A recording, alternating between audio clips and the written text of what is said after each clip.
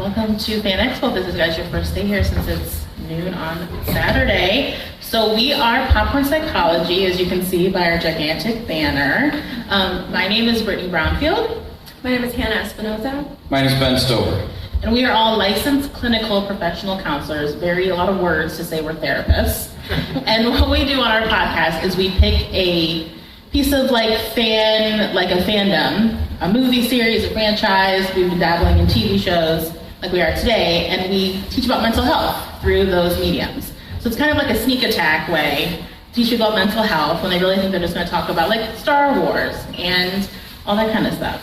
So today, as you can see, we'll be focusing on the new Disney Plus shows through Marvel, as they are doing a lot to bring mental health, sometimes by name directly, into these television shows. Specifically, I think the ones that have gotten the most play have been Moon Knight recently, that's specifically by name, saying, our character has a mental illness, our character is diagnosed with dissociative identity disorder. And then also WandaVision, I'm sure you guys are aware, was also a big one in terms of mental health and grief and processing a gigantic loss, which was then kind of, we might speak on that later in this panel, kind of squooshed a little bit, to be generous, in Doctor Strange. Yeah, so... Yeah, a lot of growth went sideways.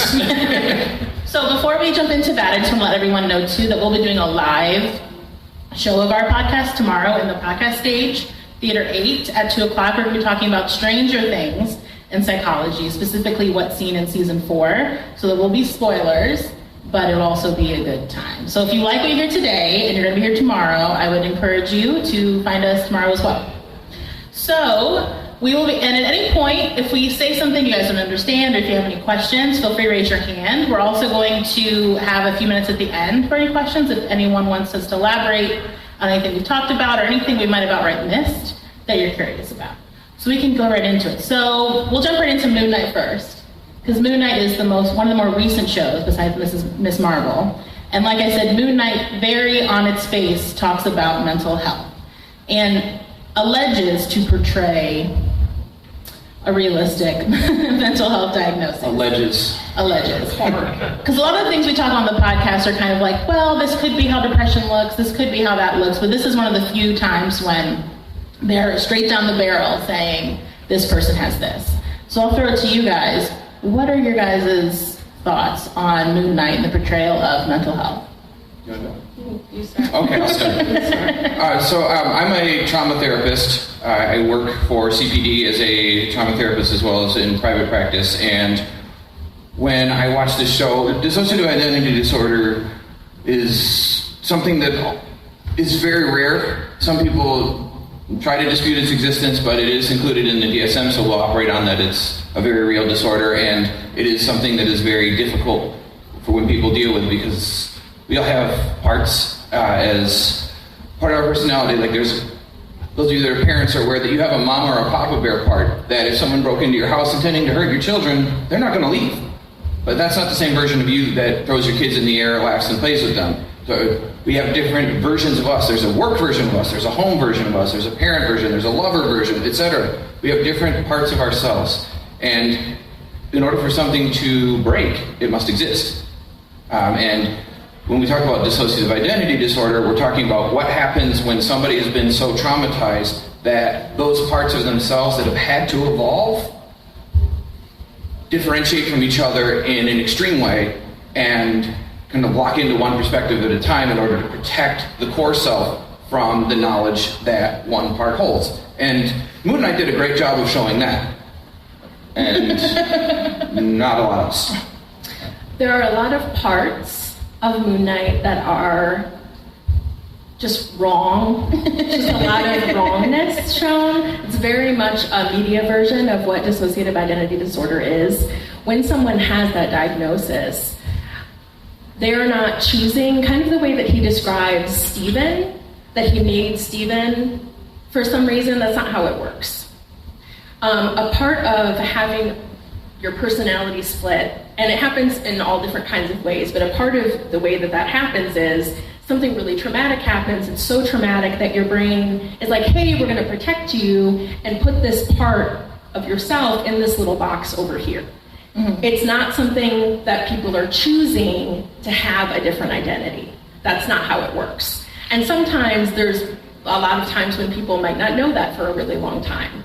It might be something that where their brain has been protecting them for such a long time that they might not even be aware that that's something that they're experiencing. So the fact that Mark says that he created Stephen so that Stephen could have this kind of life, that's just not how it works. Yeah. There isn't any, there's no choice involved. This is very much your brain. Our brains are so magical, truly magical, in terms of, in order for us to survive, it had to hide certain memories or thoughts or feelings, and sometimes in a part of our personality can be attached to that.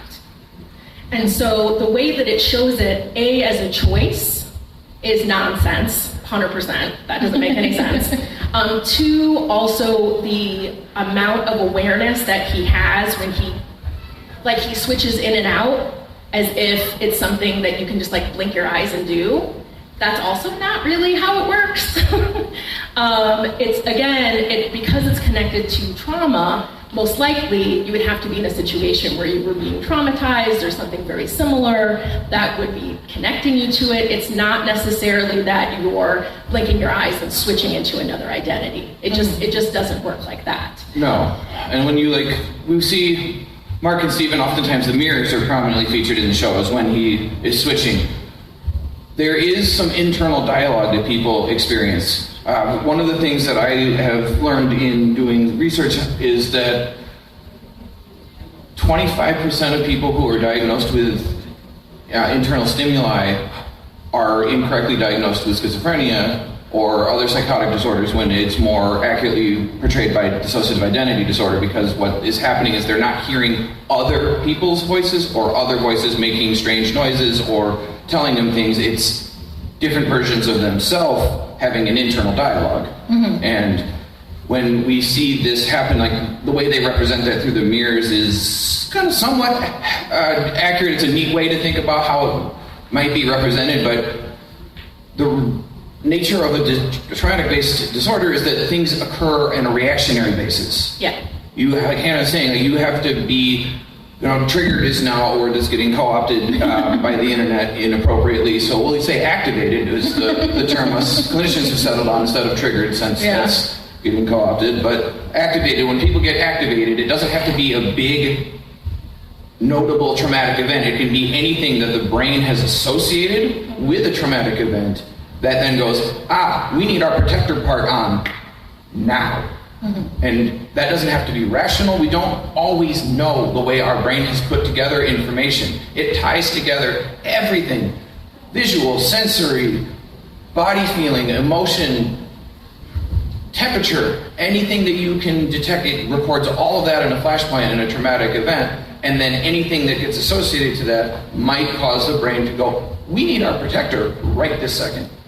Or we might need to shut down and freeze out of this. We might need, this person is going to hurt us, so we're going to shut down and engage our freeze part to turn off so they can't hurt us. I'm going to just, nope, out of this conversation. And when we see Mark and Stephen kind of negotiating through that, and spoiler alert, the third character shows up right at the end. I don't remember his name. Jack or Jake? Jake. The taxi driver. Right. That's the comic. That's the comic character. But when we see it in the show, it's a visual representation, an interesting way of kind of how it happens, but it's much more reactionary based, and that those discussions would not be like, should I come out? Should you come out? Can you have this? Can I have you now, please? That's not the way we work. We are hardwired for survival, so when it's time to survive, your body will auto-choose from fight, flight, freeze, or fawn. And fawn is a term that I don't think gets used a whole lot. Fawn is that part of you that can comply, even if you don't want to. The part that can comply under duress. Yeah.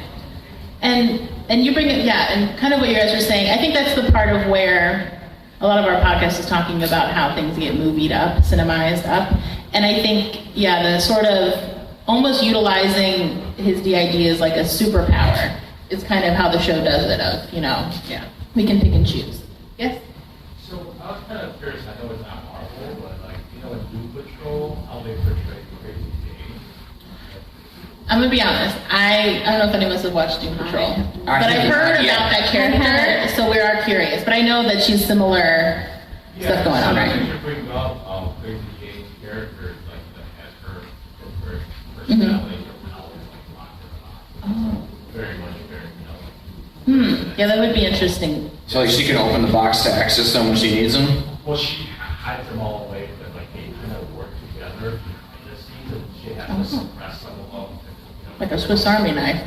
Huh. It's very similar, and that's probably a little bit more accurate. I'm a little more curious about that show. I have so very many things to watch. Yeah. You're not buying. But not Marvel versus DC. No, we pick and choose all that's good. Yeah. But I would say what you were also saying as well is I think something I noted watching it is that Steven is viewed as sort of the protected one. Of like, you're supposed to have the good life. You're not supposed to know the dark stuff. You're not supposed to know about mom. You're supposed to have this fake mom that's still alive, that you leave lovely voice messages on, who loves you, all this stuff. And that's kind of a flipped dynamic. The Mark dynamic should be the one, Mark's character should be the one living the kind of cushier, easier life. He should be the one that's not remembering stuff. And that's kind of the quote unquote purpose, if we want to even think of it like that, of creating an altar, creating this divide, is so that the main person's protected. And this one, they flip that for the story, obviously. But Mark would be the one living Steven's life, and Steven would be the one living Mark's life in the way that the show lays it out. So they do it backwards. Yeah, and so just to add one more piece. So I know someone who has DID. And the way that they experience it is more of, it's split up into ages. So ages when they probably experienced the trauma, but they all still have their first name.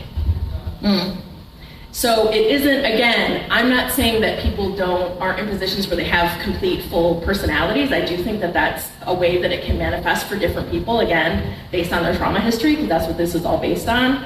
But that it's not, that there are a lot of different ways, and it has a lot more to do with your personal experience. And the way that it's being used in Moon Knight is like as this narrative thing that's pushing the story forward. And it's just not really that's just not really accurate.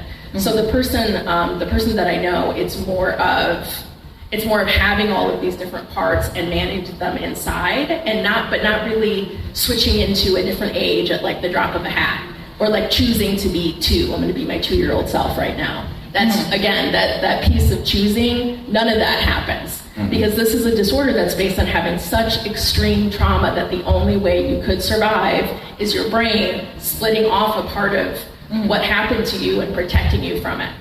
Yeah. What they do accurately, though, is that oftentimes when someone fully switches into an alter, they do lose time. Yes. Yeah. That they did well. Yeah. They do lose time like that, and they don't remember exactly what was happening, what the other personality was doing. Because one exists to isolate the others.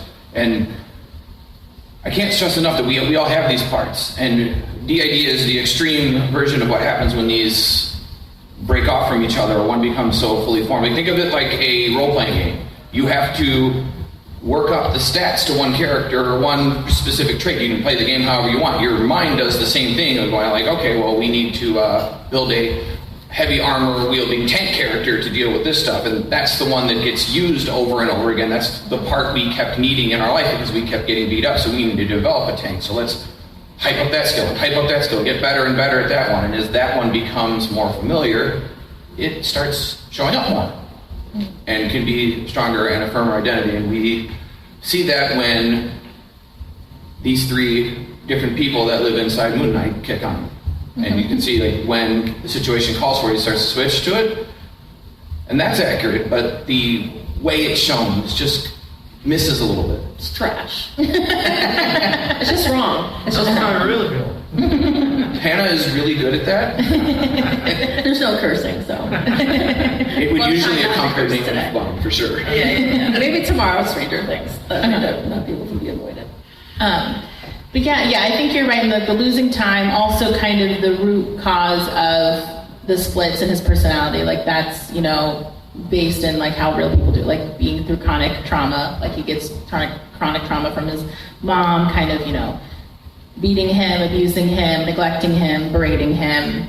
And so the way that it comes about, like kind of the root stuff, like the second to last episode of Moon Knight, like the way that they kind of demonstrate his history, like that felt accurate to me in the sense of that's what it could be like. But that was like the only part of the show where I watched it as a therapist and felt like it's easy to be impressed because so many things get things wrong. So I was like, okay, this isn't that bad. Like I can kind of get it. And the fact that like he does have that unintentional switch after when he's trying to go to his mom's funeral or her wake, like that feels more like how it could happen in real life. Of like he's having a breakdown, he's using, I think he was drinking, and then he kind of just has like gets really upset and escalated, as we say, in the street, and then he wakes up and he's Steven.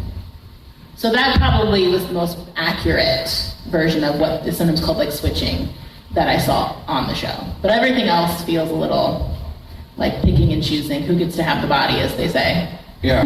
When I have clients who have dissociative disorder, NOS, which stands for not otherwise specified, so they haven't hit the point where they have DID, but they've had chronic trauma in their lives. And I can see when they start switching into parts, when they're dissociating. Watching people's eyes is a huge clue. When people are dissociating, their eyes get wide and go off to the side, and you can clearly see they're starting to interact with the reality that's not the one that's here. And when you trigger a part, we're talking about a traumatic discussion, you can see a change in people's body language when they don't want to talk about it anymore. They'll switch, their posture, their tone of voice can change, the way they'll engage with you changes, and the only way to help someone re-regulate from that is to help them ground back to the present, because something I have to work with clients who have this on is understanding that your body reacts to the reality your brain is perceiving at the moment, not necessarily the reality where your body is present in right now. And once your eyes come offline to where you're at, you're now in the matrix. That's the way I've been describing. You're in the matrix now, and your brain can combine the details of anything you've been through, any story you've read, anything you've been told that by another person, and can interact with all of those things that might be happening, including your past reality and how bad it might feel if you let yourself feel as bad as you felt then. Because once you access that part that's frozen, that got hurt, like Hannah mentioned, like it can be people get stuck at certain ages. That memory is frozen in time at the age it happened. So let's say something happened to you when you were a child. That part of you that's a child that got stuck, when it gets accessed by a traumatic memory, activating it, is still stuck in the perspective of that child that was helpless, not the adult that's sitting there now, who has skills and survived it. That part still thinks, I might die or I might get hurt today. And once your body starts reacting to that, all of a sudden it feels real again. And the only way to help someone come out of that, which we see absolutely none of in the show, is grounding back to present reality, bringing their attention and their body back to right now, where typically in my setting, you're in a room with a therapist that you've already decided to stay. And when you remind somebody to that, you can help them reground, and the core self comes back on instead of parts activation, where you might get somebody who will yell at you inappropriately or cry or react like a child. You'll see physical and verbal changes in them. Yeah, and so it brings a good point, because there is a moment in the show where he is in a quote-unquote psych ward, as they call it, and he is interacting with the main sort of villain of the show as a psychiatrist, or as his doctor. And what you were saying, Ben, made me think of that, in that I know he's not really seeing a therapist or psychiatrist. I know it's all part of the story and like a trick. And the way that they show him interacting with Mark and Steven is not how you would interact with someone who is going through an escalated moment. Like they're constantly like getting closer to him physically when he is not doing well.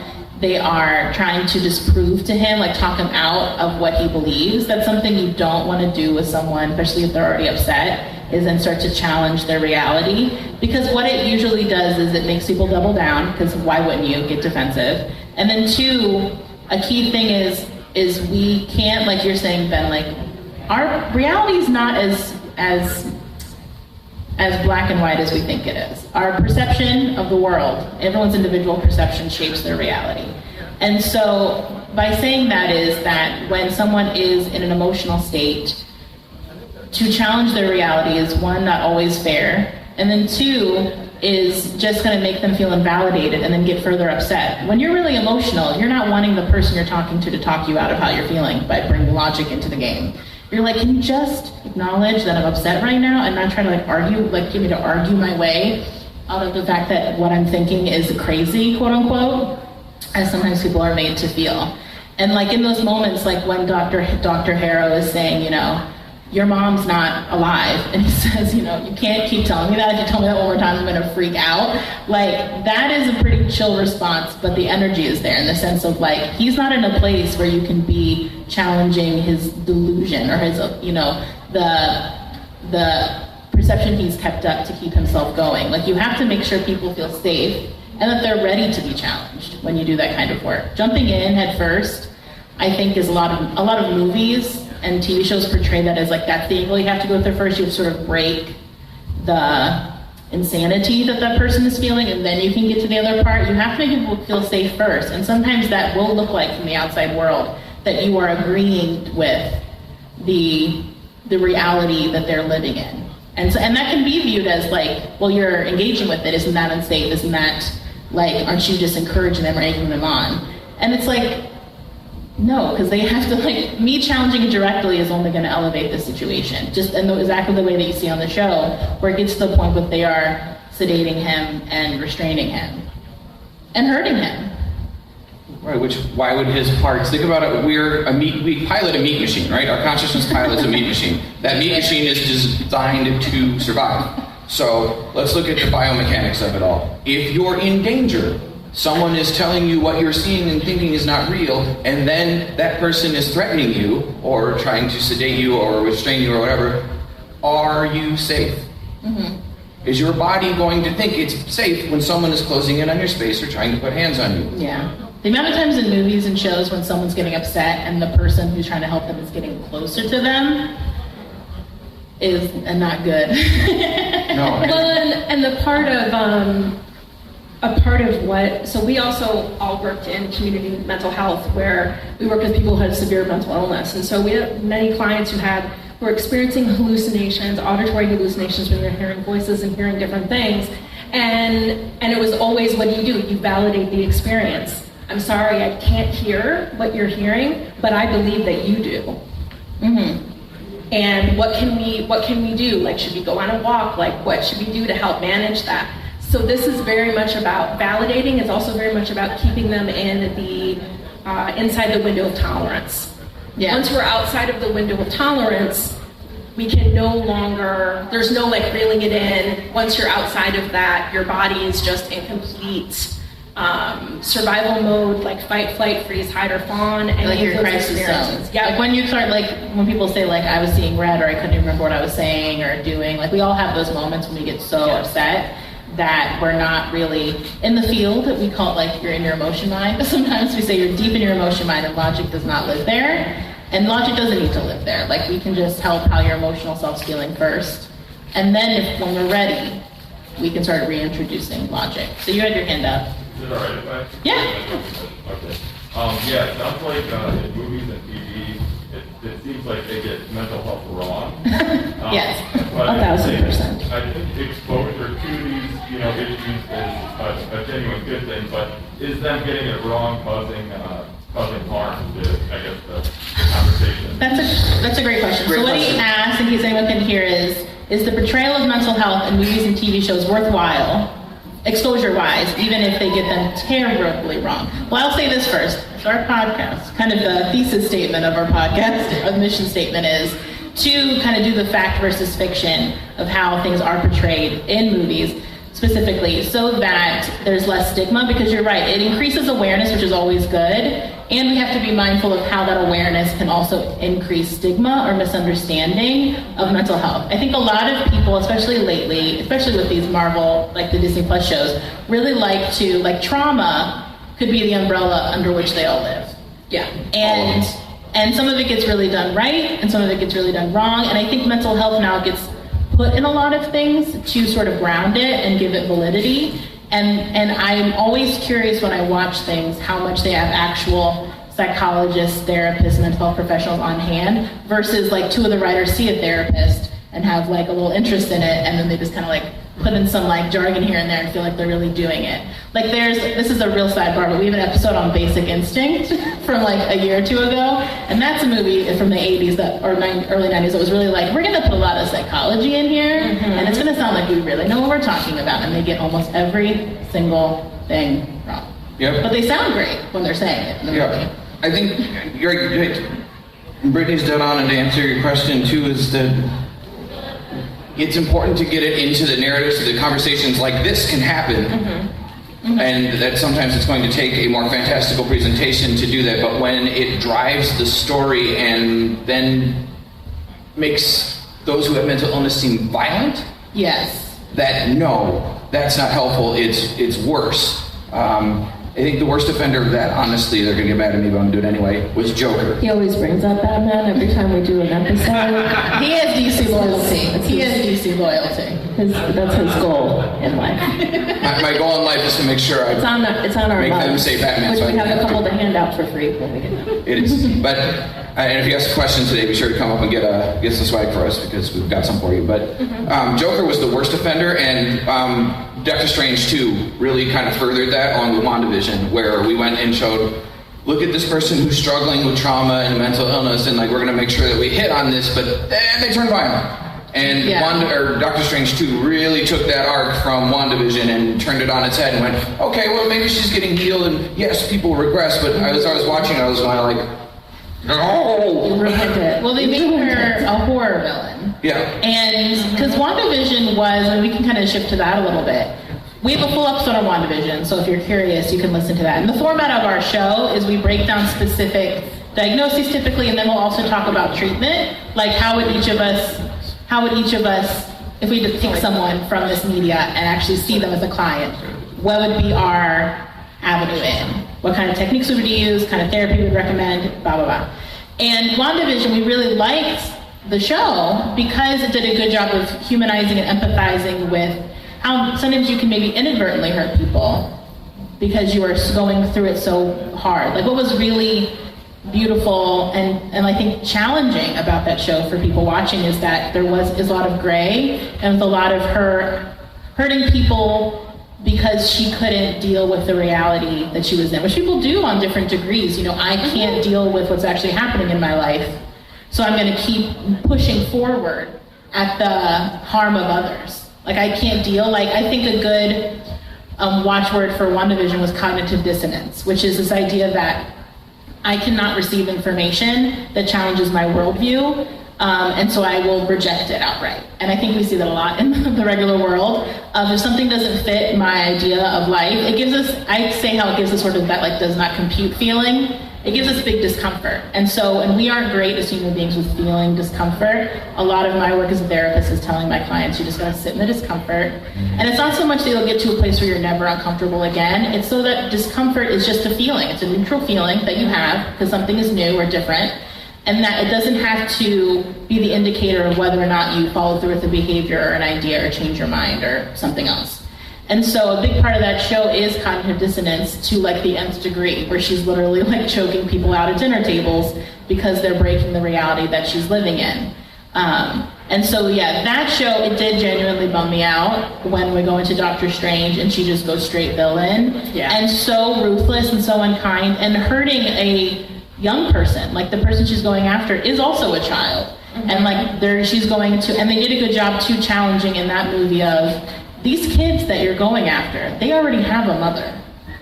You are so resolute in not dealing, like your cognitive dissonance is like all the way down, that you are willing to rob children of their actual mother to get that need met. Yeah, I think when watching WandaVision, one of the things that I loved about it is I'm an EMDR therapist, which is a trauma therapy that's designed to help deal with traumatic images that get stuck in the mind, as well as the sensory information gets stored with them. How that all happens is a long, detailed discussion we won't do today. But we have in a lot of our episodes. We have, and there's a ton of information out there on it, but what we see Agatha put Wanda through is pretty similar, in a very distorted and villainy way, to what going through trauma therapy is really like, is it when she takes her through those worst moments of her life and helps her confront them, makes her, we'll use our words properly, right? But she forces her to deal with the reality she's been isolating herself from, and starts taking her back on that timeline. The therapy I do is a lot like that, except the client gets to, choose to enter that kind of agreement. They are informed of what's going to happen. They are informed that, like Brittany said, emotions are not a bad thing. A lot of people in particular, and our human nature is we avoid pain. And dealing with a traumatic memory and sitting in discomfort is pain, so we avoid it. But emotions are the only way we assign relevance to our experience. And you don't remember trips to the grocery store because they don't matter. You don't remember your drive to work because it doesn't matter. But you do remember the good and bad things in your life, and you have to have a feeling about them. You have to digest and process that information. And what we see Wanda go through is a lot like that, a lot how the trauma therapy works. And I love that about that show, because that's what people really do have to do, is you have to sit in it, you have to have those feelings, you have to let them rise and fall like a wave and realize you're okay now, and that you can pair a calm muscle body with a distressing image. Did the show that part? No. But they did do a really good job of illustrating this is actually how you do heal, is you have to deal with the formative memories that caused you distress in your life and realize that they can't hurt you anymore. They are old. A process memory might look like if you think about a breakup you had in high school, or a test you got a bad grade on, or a sports game you lost. When you pull that file up now, you kind of go like, oh yeah, that person existed. That wasn't great, but you don't feel anything about it today. You go like, yeah, well, life goes on. Like we were dumb kids. You have some kind of reference point and understanding of it that you can now dismiss the feelings, keep the information, let go of the bad feelings. But traumatic memories have not been processed, so every time you access it, it still has bad images, bad feelings, bad memories from the perspective of the person who got hurt at that time. So it looked like, does people have their hands up over here? Somebody have a question? Okay. I don't know. You certainly have more personal experience than I do, which is you talk about the whole part about, Wanda going violent and being like, oh no.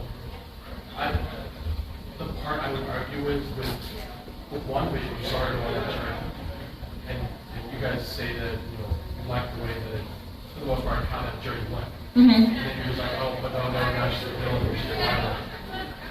I would argue that it was, as soon as she got that book at the end of one vision, we weren't really seeing Wanda.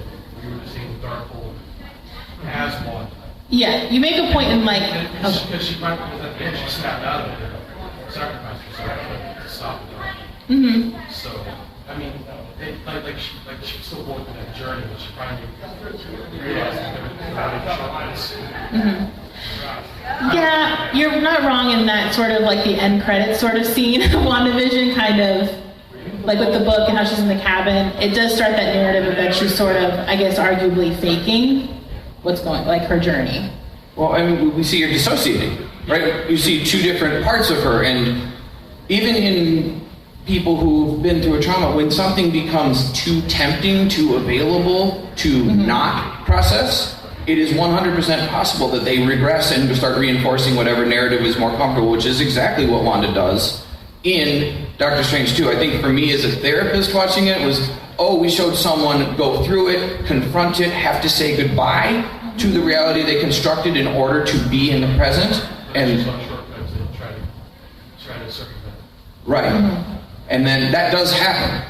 Like, it's not always going to turn someone into a violent villain who's going to walk around, turning Mr. Fantastic into ribbons. But I mean, I think that's what's so, like, when we're doing these shows and the episodes, like, that's what gets tricky, is that we are dealing with people who live in these universes where they have power sometimes, they use magic sometimes. And so us trying to really, with our therapist hats on, think, like, what would it be like if you could do this? Like, and how that would have such a dramatic impact on psychology and mental health in a way that we just don't have the benefit of knowing what that would look like in practice. Because it would be hard not to have these resources, like you're speaking of, that would allow you to not have to, because a lot of why people come to therapy, in my experience, is that things have gotten so hard, so uncomfortable, and that they have to change. The world is no longer moving for them, so they have to figure out how to move. and to change. And so in these things you're talking about, and we're talking about in these like universes, that they kind of have little escape routes for having to deal with that. Like they don't really have maybe the rock bottom, quote unquote, that someone else would have, because there's all these little like escape hatches through their powers or through magic or another universe even. Right, which each of these Marvel shows has done. Each one of these characters, we've seen them deal with grief and loss after the snap and the loss of several Avengers, all kind of in similar ways, where we've seen people have to confront their realities and get unstuck. And they did that with Hawkeye. They did that with WandaVision. They did it with Loki. They did it with Falcon and Winter Soldier. Loki. And we went through each of these. I love it. But each one of these characters had to go through some kind of journey where they had to recognize that they were stuck, create a way that they could deal with the past that happened, accept that they had a little control or what control they did have, and then had to move on and face their new reality. And each one went through it about a different way. And I feel like the biggest piece of all of this is that people who struggle with severe mental illness or DID, they're not violent. That's a completely made up thing. People who have severe mental illness are way more likely to be victimized than anything else. Mm-hmm. The fact that we're so often shown that they get to a certain point and then they just do whatever they want, or that it always equals out in violence, that is not true. And well, it's just the idea that they're unsafe people. But in the way that it's always shown in all of especially in all of these shows, that is how it's shown, that then they become violent. And that's just not true. Mm-hmm. Not at all. So we'll open the floor up here for some questions from you guys. Yeah. Anybody? Oh. I have a question going back to the one. Yeah. The final credit scene. Yeah. I really love that series, and I followed it from beginning to end. Like everything hit on a point for me. When that end credit scene happened, and after all the redemption, and she gives up, and then suddenly she's stealing the article to the local, and just seemed completely like out of left field, and just undid all of that story. Yeah. And then to see Doctor Strange, where she just turned into a horror villain, like you said, which unfortunately I think this is where Sam Raimi being on the I agree. mistake, but it was really jarring for me. Mm-hmm. And then Yeah. to add to that, the series, the one thing I would say if you were going to look at it from the whole perspective is how they made Agatha look, where it was almost suggested that she couldn't actually ever have any sort of redemption or good or whatever. So almost felt like she was kind of being thrown out there that there's some people that are just born wrong. I felt like that would have a best Yeah. Well, it's that very binary thinking of someone either is a good person or a bad person, they're redeemable or they're not. And you're right, I think I felt similarly. The end credit scene with WandaVision was clearly to move the story forward, the bigger Marvel story. But I felt I was like, oh, Yeah, girl. I was like, this is trash. I love Wanda. Yeah.